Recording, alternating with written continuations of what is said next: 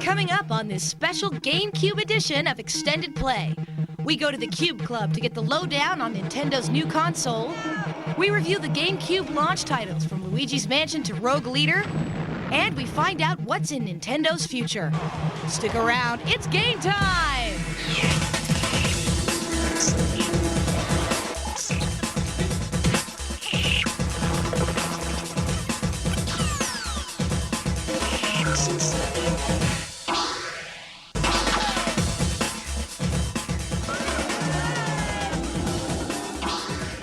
Welcome to Extended Play from the Nintendo Cube Club in San Francisco, California. I'm Kate Patello. And I'm Adam Sessler. The Cube Club is a chance for anyone to finally get their hands on Nintendo's new console. Now, a lot of industry executives have gotten to do that already, or you did if you went to E3, but what do all these real gamers think? Well, let's find out. It doesn't have a hard drive.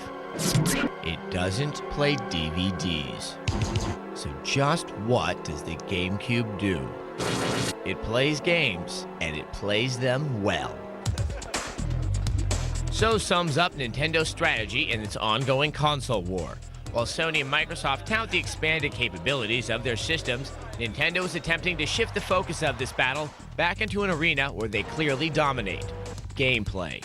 It's awesome. It's better than what I expected. I've been in love with Nintendo consoles since I played the Nintendo when I was about 7 years old. So I've been a fan ever since. The games make me made me want to get one. Without even playing it, it looks good compared to the other systems. Xbox looks good and all, but it's catering to a whole different market. In GameCube, it's specifically for games, and I think it's going to be better for it. Graphics are awesome and cheap, and it's Nintendo. The GameCube itself, with its small, lightweight design and proprietary disc format, appears to reinforce Nintendo's focus on the games. But the tech inside the Cube provides some unique benefits to the player, one of which is the lack of appreciable load times. The PS2, I have it has problems with the DVD-ROM, the games lag and load times are bad. So far, just from playing these, it doesn't look like there's any load times. Everything loads up right away. In some ways, the GameCube invasion began this past summer, when the Game Boy Advance started worming its way into U.S. households. Innovative titles like Kirby's Tilt and Tumble 2 show how the two systems will work together. Start at home on the Nintendo GameCube, download it to the Game Boy Advance, take it with you on the train, on the plane, wherever you're going, bring it back and continue playing. And finally, customizing. You're able to take games and customize features and download it through the Game Boy Advance. This is a 1-2 punch that nobody else can even get close to. But the true ace up Nintendo's sleeve has always been their seemingly endless stock of original characters waiting in the wings. Over the next year, expect to see as many characters as Nintendo can muster on the GameCube. If there's a weakness here, it's the perception that the GameCube is a system for kids.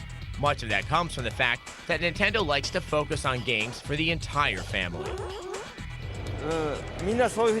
This is just the kind of mistaken notion people have when they characterize the games we make. Our goal is to create games that are compelling for both children and adults. However, with games like Eternal Darkness and the Resident Evil titles slated to hit the Cube, Nintendo fans shouldn't be as concerned as they once were. So, with anticipation running high, one question remains. What would you do for a GameCube? Nintendo saw fit to ask just that in an online contest last month, and they brought 5 finalists to the San Francisco Cube Club to see just what they were willing to do. Meet Lizzie, Jeff, Matthew, Jason and Jennifer, and Corey. Spam, cat food, and chocolate syrup into the size of a GameCube, and I'm gonna eat the whole thing. I'm going to be juggling Nintendo consoles while dressed up as Mario, as you can see, and whistling the Super Mario theme. It's pretty wacky, so. I'm gonna paint the GameCube logo on a tapestry with my tongue using various condiments. I'm dressed, not in full costume, but I'm dressed as Mario, so. Princess Peach. That's kind of a lame stunt. You must have a trick up his sleeve. I'm going to become the first human Pikmin by shaving my head because Pikmin don't have hair. I'm going to paint my entire body blue to be the blue Pikmin. And then I'm going to eat bugs because this is a game based in a garden and there are lots of bugs roaming around, so I figured I'd eat some, yes. As the contest wore on, it became clear that Matthew was risking a sprained tongue. Jeff really needed a little more practice. Lizzie bit off more than she could chew. Jason did have something up his sleeve. Jennifer, will you marry me? Oh my God. Yes, I will. And Corey rapidly developed a taste for creepy, crawly things.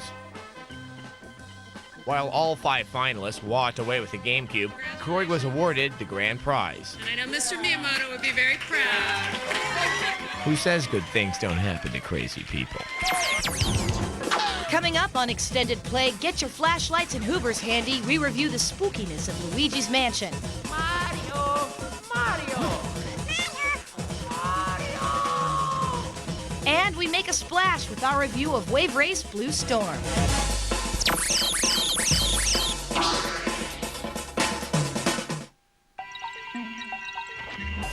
You're watching Extended Play. Stick around. Kate and Adam have more video games coming right up.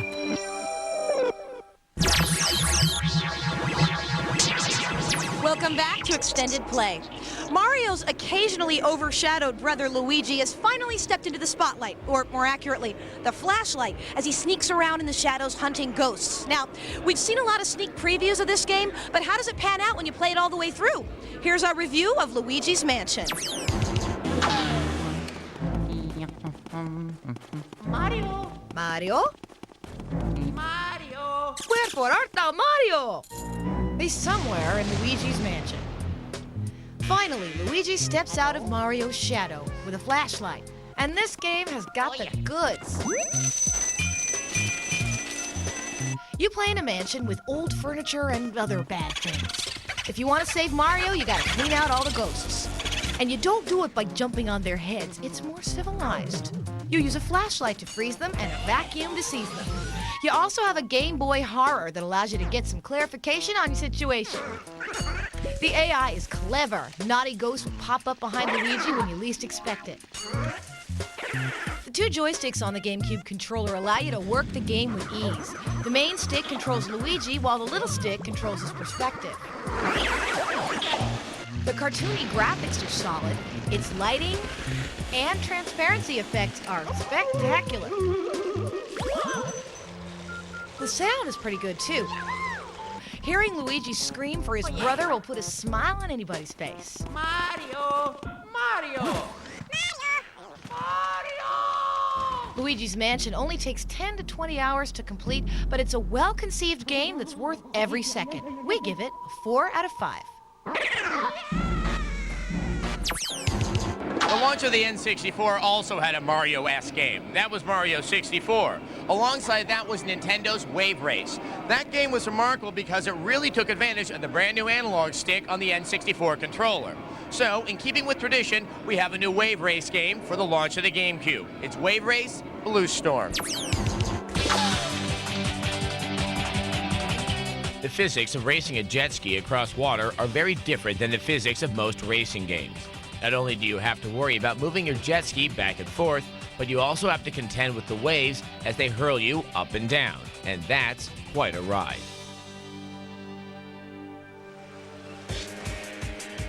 The Wave Race controls and how they react to the environment are intuitive, yet they take a while to truly master. The courses are littered with obstacles and buoys, and learning how to make sharp turns is essential to steering through the course. To make a sharp turn, pull back on the control stick while you are turning. You'll want to learn where your turbo button is, too, for that extra burst of speed. The game features the same tricks that were in the original Wave Race, but throws in some new ones as well. You can race your player of choice in 6 modes, but the championship mode is the soul of the game. It's here that you open new tracks and weather conditions, race opponents, and make your mark on the jet ski world. It's turbo time. Blue Storm has 6 environments to race through, and several different weather settings from sunny to stormy. We have an absolutely gorgeous day for a race. Each of them looks great, and they alter the course enough to make jet skiing on a perfect sunny day very different than sloshing through a thunderstorm.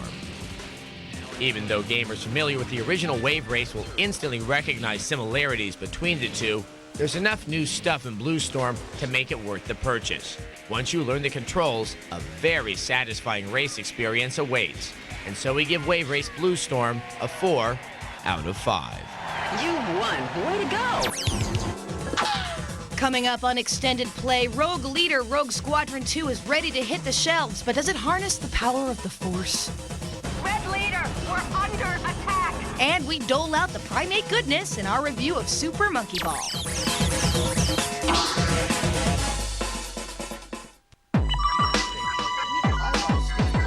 Hey, don't leave me out. Bring me in. I want to be a part of this. Welcome to TECHTV, the ultimate resource for technology news, information, and entertainment. On air, online. TECHTV is the network that provides you with the right tools for the right times. TECHTV, television about technology.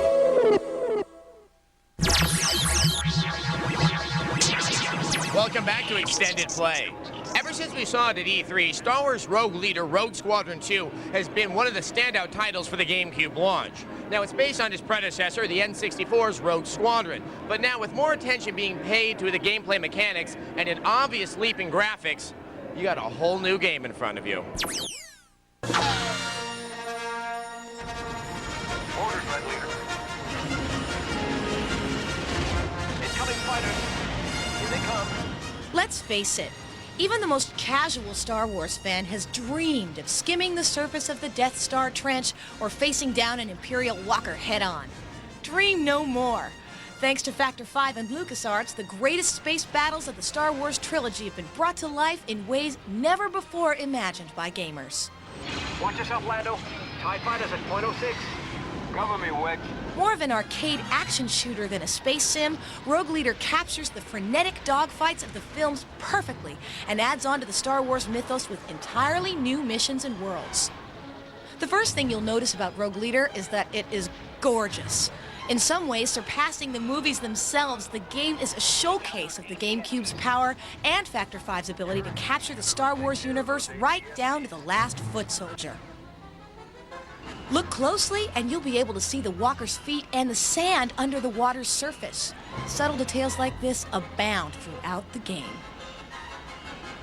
The sound is perhaps even more impressive than the graphics. Rogue Leader features the best sound design of any console game ever. Gamers with Dolby Pro Logic 2 receivers will get to hear TIEs buzz past their heads in full 5-channel surround sound. But even in plain stereo, oh, just take a listen. They're heading for the medical frigate. Red Leader, we're under attack!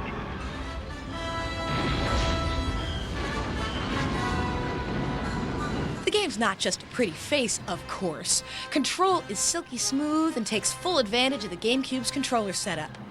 Dogfighting TIEs and bombing raids on gun emplacements will quickly become second nature. Turn on your targeting computers to identify enemy targets. Pulling up my targeting computer. A targeting computer lets you quickly identify mission-critical targets, but we know that real Jedi have a more powerful ally. Use the Force, Luke. 11 missions make up the meat of the game, with several bonus stages available for unlocking. While that may seem short, throw in a making-of documentary, in-level audio commentary by the developers, and hidden power-ups that upgrade your ships. You've received the Advanced Proton Torpedo Tech Upgrade. And you've got plenty of replay value to keep you coming back for more. Even if you're not a Star Wars fanboy, this is a fantastic and expertly crafted title that will get any space fighter jock's adrenaline pumping. Extended Play gives Rogue Leader a perfect 5 out of 5.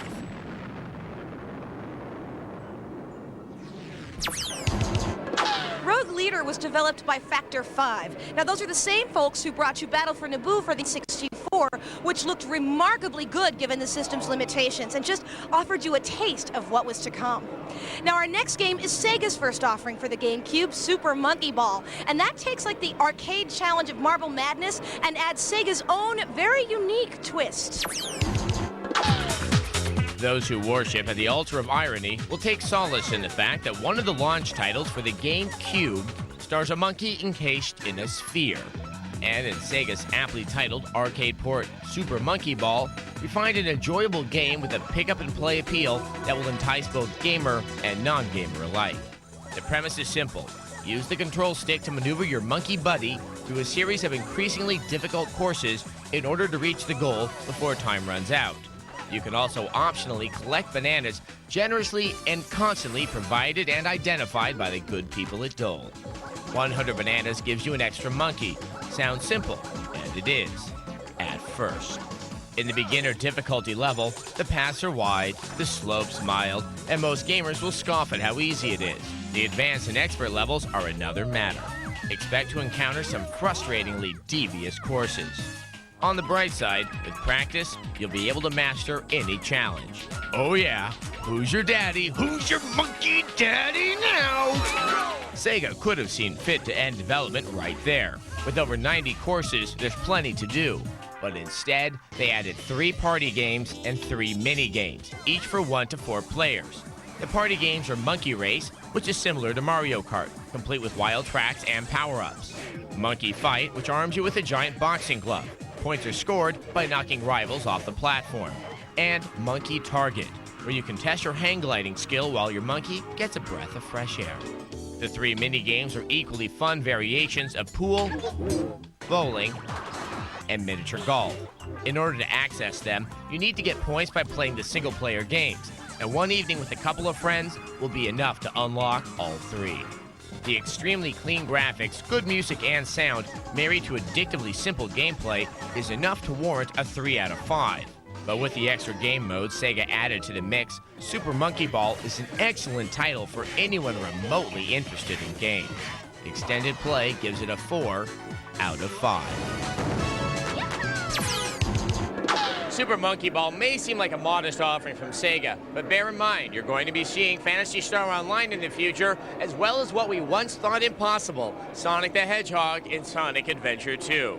Now, while not impossible, cheats for Nintendo games are definitely not typical, but with a brand new system comes some new surprises. So here's your first GameCube cheat. To do a right barrel roll, go off the jump and push left, then right on the control stick. Piece of cake. Now you try it. Okay, that was lame. If the tutorial isn't much help, use a cheat code. Go to the options screen and press X, Z, and start at the same time. You'll unlock the password menu. Now enter J784WMHF. The Lost Temple Lagoon will be unlocked. Obviously, it's still going to be about skill and not cheats to get anywhere in this game. Ow! Coming up on Extended Play, the GameCube launch will come and go, but what does the future hold for Mario and friends?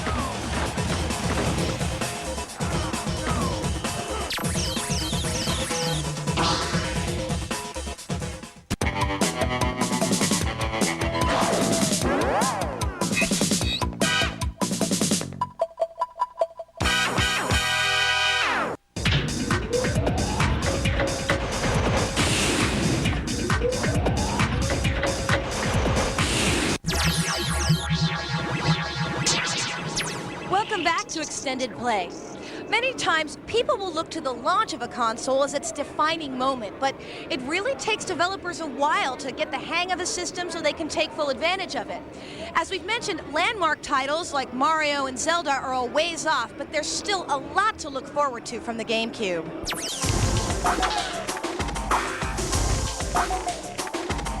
Nintendo's always known the value of staggering their high-profile releases over the course of the year. And this time around, it's no different. Quality over quantity, folks. That's the name of the game. And here's a quick glance at some of the titles the Cube will be offering over the next few months. One of the most anticipated of the lot is the oddly titled Pikmin, where players take on the role of the space explorer Captain Orima. That's the little guy with the space helmet, who has crash-landed on an alien planet. Your mission? To repair your trusty spacecraft with the help of the forever loyal Pikmin. Those are the tiny plant-like aliens with the flowers coming out of their head. Pikmin is basically a real-time strategy game where you and the Pikmin have 30 days to try to find your ship parts while avoiding having your little friends gobbled up by various poofy monsters. But don't be too distressed. Although the Pikmin look cute and helpless, if you breed enough of them, you can take down even the biggest of the previously mentioned poofy monsters. Also due to be out soon is the ever-popular Super Smash Bros. Melee. Aside from a pretty hearty roster update and, of course, GameCube quality visuals, this sequel is virtually identical to its N64 predecessor, which is understandable. This game has a great premise. Take all of Nintendo's top-notch characters and toss them all into one game where they get to beat each other up. The all-star cast includes Mario, Link, Pikachu, and Donkey Kong with the new GameCube edition of Princess Peach. One of the most eagerly awaited GameCube games for a great many people is the next installment in the legendary Metroid series, Metroid Prime. Not much is known about this game yet, but from the looks of it, you can expect some pretty cool graphics, high-tech weaponry, creepy tunnels, and crawly alien creatures. Ew. Rare is hard at work finishing up Star Fox Adventure's Dinosaur Planet for spring 2002. Finally, fans of Fox McCloud will be able to venture out of the confines of his cramped R-Wing and explore a lush planet complete with Dino Buddy. Expect to see typical Rare production values on this one. Also on the list of things to come, Eternal Darkness, which Nintendo describes as a time-crossing psychological thriller with the player battling various shades of evil. Ooh, scary. The game spans hundreds of years, and the characters reflect life in these times. How you act and battle is derivative of when and where you exist as your current character. There's also cameo, Elements of Power, where you play a beautiful young girl who has the ability to morph into various monsters and beasts. And no console would be complete without the latest edition of sporting titles, including NBA Courtside and Madden NFL 2002. The GameCube version of this fan-favorite football title will include a variety of enhancements over the PS2 one, including improved textures, new stadium technology, and graphical touches such as scuffs on helmets.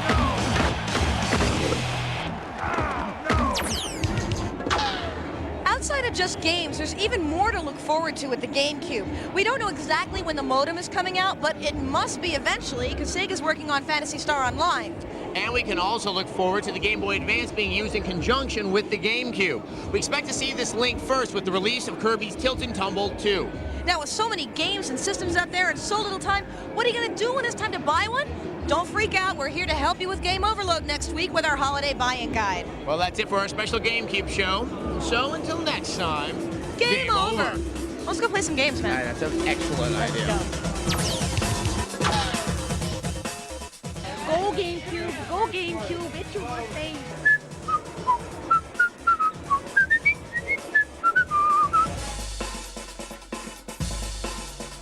Off my dress. Off my dress. Off your dress, Mario. That's annoying.